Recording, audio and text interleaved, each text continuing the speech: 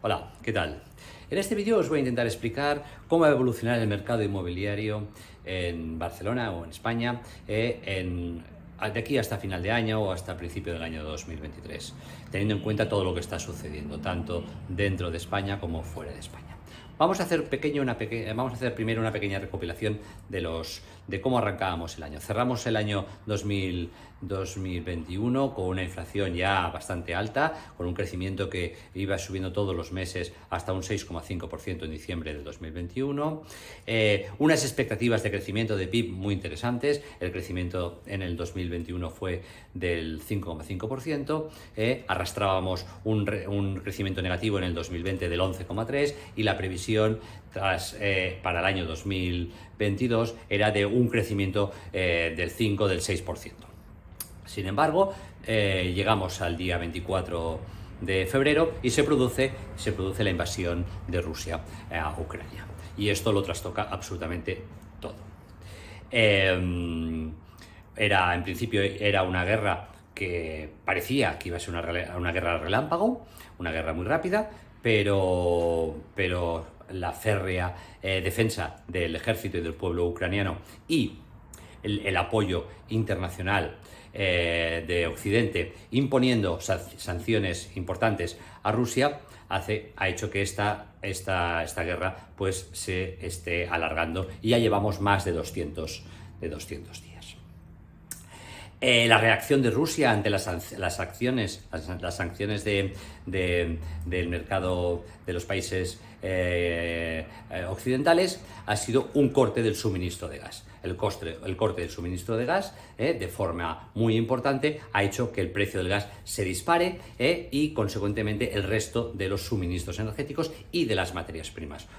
Por lo tanto, como ya veníamos con una inflación a diciembre del 2021, una inflación alta del 6,5%, este efecto del corte del gas hace que la inflación se catapulta hasta un 10,8% a mediados de año. Esto por un lado. El Banco Central Europeo, lo mismo ocurre con la Reserva Federal en Estados Unidos, para cortar este incremento de precios, la única herramienta que tiene es la subida de tipos de interés. Al subir los tipos de interés, lógicamente se produce una subida de las cuotas hipotecarias. Entonces tenemos, ya te digo, por un lado tenemos una inflación desbocada, una subida de tipos de interés. Eso es lo que está ocurriendo a nivel macro, a nivel de toda Europa. Pero además tenemos también una serie de circunstancias en el mercado interior en España que hacen que el mercado inmobiliario también se vea afectado.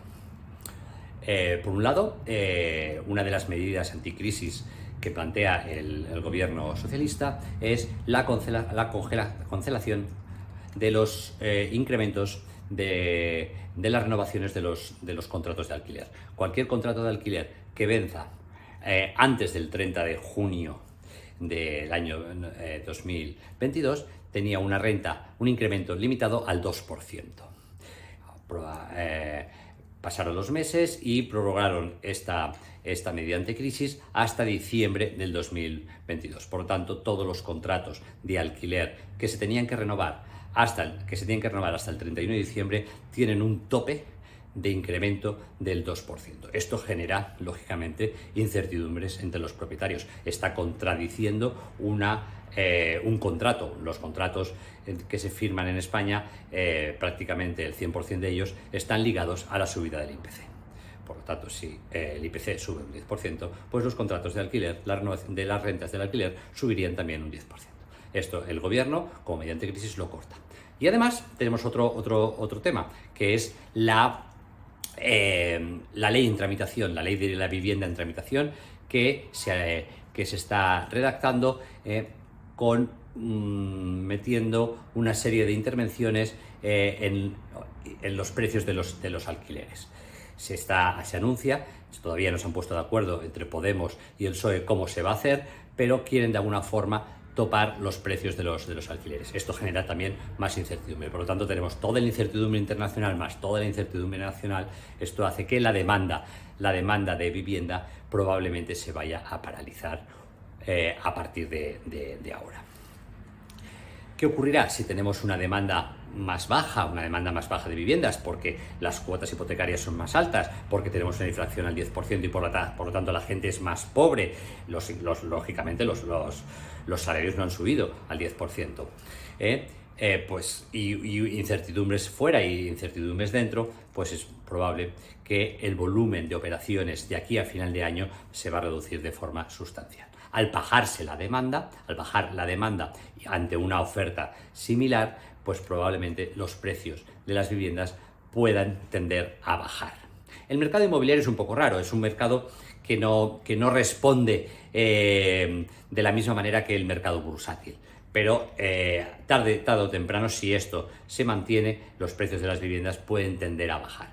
Pero en mi opinión no van a bajar de la misma manera las viviendas de uso propio o las viviendas que se compran para el mercado del alquiler. ¿Por qué? Las viviendas de uso propio sí que es posible que bajen, por lo que he comentado, por el tema de las cuotas y el tema de la inflación, pero en las viviendas para inversores, para los inversores que luego las ponen a alquiler, yo creo que no van a bajar, sino que van a subir. ¿Y por qué creo esto? Creo que esto va a suceder primero porque al haber menos posibilidad de endeudarse, mucha gente va a tener que alquilar, por lo tanto habrá más demanda de alquiler, por lo tanto subida de precio de alquiler.